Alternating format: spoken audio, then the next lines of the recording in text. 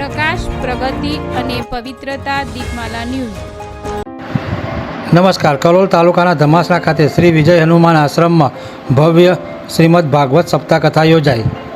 કલોલ તાલુકાના ધમાસણા ખાતે આવેલ પવિત્ર અને આધ્યાત્મિક ધામ એવા શ્રી વિજય હનુમાન આશ્રમ ખાતે તારીખ 17મી મે 2026થી તારીખ 23મી મે 2026 દરમિયાન ભવ્ય શ્રીમદ ભાગવત સપ્તાહ કથાનું ભક્તિમય આયોજન કરવામાં આવ્યું હતું।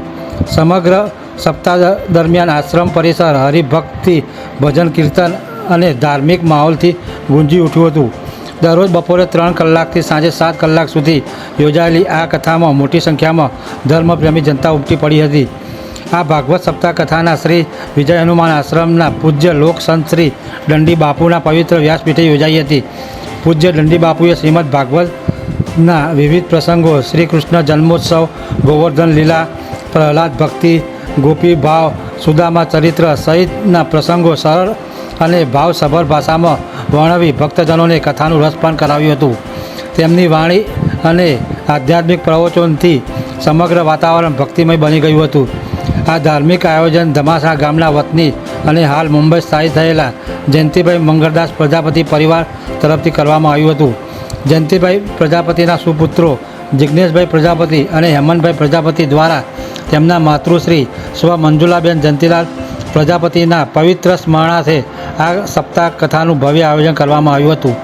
સંપૂર્ણ સપ્તાહ દરમિયાન કથા સાંભળવા આવતા તમામ ભક્તજનો માટે દાતાશ્રી પરિવાર દ્વારા કથા શરૂ થાય તે પહેલાં બપોરના પ્રસાદ રૂપે ભોજન તેમજ કથા પૂર્ણ થયા બાદ સાંજના ભોજનની વિશેષ વ્યવસ્થા કરવામાં આવી હતી। સેવા અને સત્કારની આ ભાવનાને ઉપસ્થિત ભક્તોમાં વિશેષ આનંદ અને સંતોષની લાગણી પ્રસરી હતી। શ્રીમદ ભાગવત સપ્તાહ દરમિયાન દરરોજ અંદાજે 150થી વધુ ધર્મપ્રેમી શ્રોતાઓ ઉપસ્થિત રહી કથાનો આધ્યાત્મિક લાભ લીધો હતો। આશ્રમ પરિસરમાં ભજન, કીર્તન, હરિનામ સંકીર્તન અને ધાર્મિક કાર્યક્રમોથી ભક્તિમય વાતાવરણ સર્જાયું હતું। કથાના વિવિધ પ્રસંગો ભવ્ય રીતે ઉજવવામાં આવતા ભક્તોમાં વિશેષ ઉત્સાહ જોવા મળ્યો હતો। આ સપ્તાહના કથાના અંતિમ દિવસે યજમાન પરિવાર દ્વારા સેવાકીય અને પરોપકારી કાર્યોનું પણ આયોજન કરવામાં આવ્યું હતું।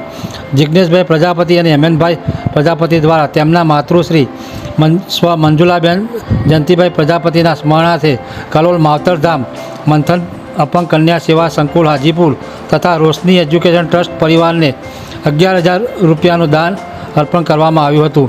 સાથે જ મુંબઈ જીવદયા ગૌશાળામાં 125 ગાયોને લાપસી, ઘાસચારો અને લાડુની સેવાઓ પણ આપવામાં આવી હતી।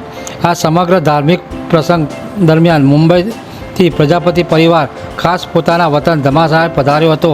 પરિવારજનો, સગા સંબંધીઓ તેમજ ગામજનો મોટી સંખ્યામાં જોડાઈ સમગ્ર આયોજનને સફળ બનાવ્યું હતું। ધાર્મિક ભાવના, સેવાભાવ અને સંસ્કારોથી ઓતપ્રોત બનેલું આ આયોજન ધમાસણા ગામ માટે એક યાદગાર અને પ્રેરણાદાયક પ્રસંગ સાબિત થયું હતું। વિપુલભાઈ ગજ્જર, દીપમાલા ન્યૂઝ, કલોલ।